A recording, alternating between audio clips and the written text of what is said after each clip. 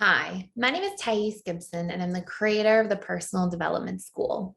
This is your daily breakthrough video, and in this video, I'm going to talk to you about 5 very important steps to take if the DA you are dating has become quite distant in the relationship dynamic. Now, when I say the DA you are dating, I'm assuming here in this video specifically, I can definitely make follow-up videos, but I'm assuming this is in the dating stage of a relationship. I want to be really clear. The different steps I would say to take would be different based on the stage of the relationship you're in. So if you're like in the stability stage of a relationship and you've been together for 3 years, I would give you different steps. So this is specifically for the dating stage. Okay. There isn't like a commitment yet to a long-term relationship or towards something exclusive. And you are looking for like, what can I do in this specific situation? Now, before I dive into this really quickly, just for the month of May, it's Mental Health Month. So we are doing a 14-day free trial to all of PDS, the webinars, the courses, everything. I would love for you to come in and take a course. If you want to cancel after and just have used the platform for free, this is my gift to you. Like, this is the one opportunity you'll be able to have time to like really go through everything. And unpack at least one, if not 2 courses. And each course is about 3 hours in length. So you could even do more perhaps. So I'll put a link in the description box below, but check it out. If there's something you've been wanting to work on in your life, our courses are way more in depth than the YouTube videos, way more clear. There's worksheets. They can provide so much more value than this channel does and possibly can in a short 10-minute video. So please use the opportunity if you can. Okay. The next thing is we're going to talk about this topic as a whole. So this perspective on what you should do if somebody's distant is probably the most important approach that you can take in the situation. It's probably not the approach you want to hear the most, but it's probably the most important approach. Step 1 is if the DA is distant, usually a couple of things are going on. Either they need some space because their emotional bandwidth is shrunken and being used by like their commitments in their entire world. A lot of what happens as a general rule is the dismissive avoidant has a smaller emotional bandwidth because they spend a lot of time in sympathetic nervous system mode, and they tend to also assume that romantic relationships won't really meet their needs. Their conscious mind might recognize people meet their needs. Their subconscious mind tends to assume, I just meet my needs, you just meet your needs. And so they're unlikely or a little bit afraid of investing into something they're afraid they're not going to get like a return on, essentially. So with that being said, one of the first things you want to do is give that extra space. If the person's taking space, for some reason they need it, okay? And I know it can be difficult to just give that space when you're feeling confused or concerned, but give that space for a day or 2. Like I'm not saying give the space for the entire week, but give the extra space for a couple of days. Mirror, right? It's like you want to sort of recognize the signs somebody's giving to you and realize, okay, that person took a step back. Okay, I'm going to take a step back. And the more we mirror people, the more we tend to sort of feel in alignment with them as a whole and vice versa. So that person will kind of feel like, oh, okay, you're in alignment with me. In that period of time, it's really valuable for you if you are a little bit anxious leaning to practice self-soothing. If you're struggling to self-soothe, that's showing you that there's inner work to do, right? Because it's still the dating stage. It's early into a relationship. You shouldn't feel like you are losing your sense of self and having to absolutely panic.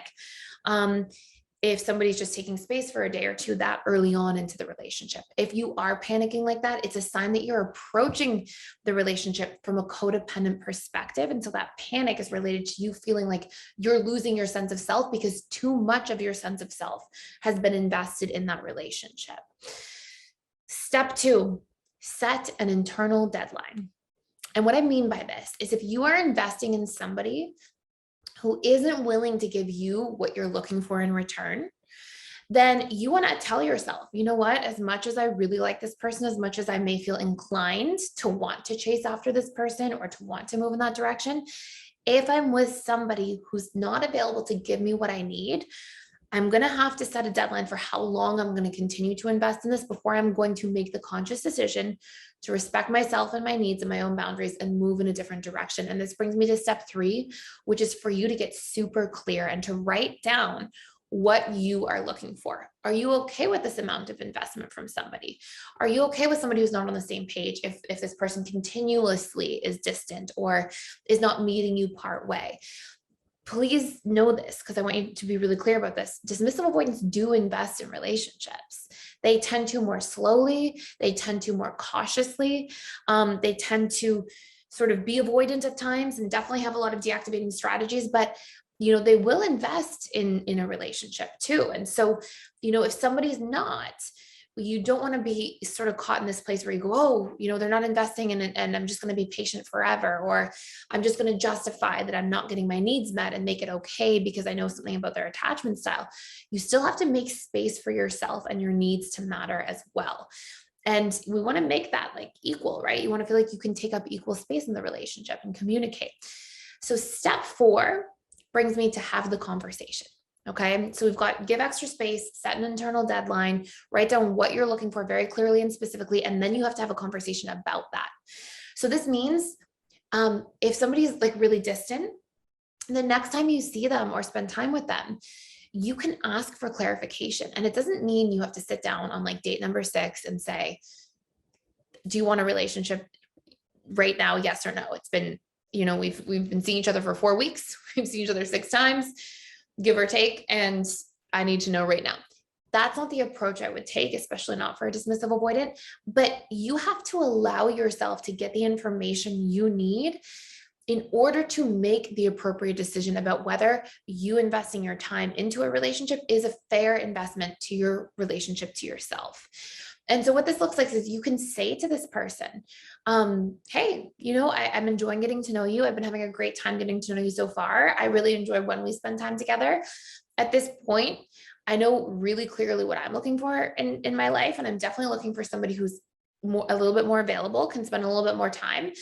I'm not saying I need to rush into a relationship immediately. I'm not saying I need to put a lot of pressure on a dynamic. But what I am saying is I want to be clear that if I'm going to continue to show up and invest my time with you, that I know that you're interested in pursuing something in the future and, meeting me halfway. And I would love to know about like where you're at as a person so that I'm also making sure I'm valuing my time accordingly. And you can say something along those lines, right? Like you can sort of plan it based on how you speak and how you communicate and take from that what you will, but you want to have that conversation. If you are in a gray area where you're not getting your needs met and you haven't set a deadline, you haven't identified what those needs are, and you haven't had a conversation, you're basically just in a form of self-betrayal. And you're in a space where you're just trying to like walk on eggshells, people please to win them over, hope that if you people please enough, eventually their attention will come around. That's not how healthy relationships are going to form for you. How a healthy relationship is going to form for you is when you show up and you allow yourself to take up space, you allow yourself to have needs, and you advocate for those needs in your life. And so that way, when somebody is not a good match to meet those needs, irrespective of what their attachment style might be, you get that information that you need to be able to move in a direction away from that circumstance and towards people who are looking to meet those needs, who are on the same page with you. And that's part of how we actually find and form successful, healthy relationships. And so don't get me wrong, DAs, we've got tons of DAs in the school who've become fully secure, who have crushed their personal growth. Distance doesn't mean that somebody's not available to do this work, but you're never going to know unless you have a conversation and make space for that. And if somebody's not willing to like show up and put the effort in, you have to look out for yourself too. Okay. And number 5, most importantly, probably, or I guess equally important, at least to all the other steps, is to reprogram whatever you think within you isn't worth having your needs met. Okay.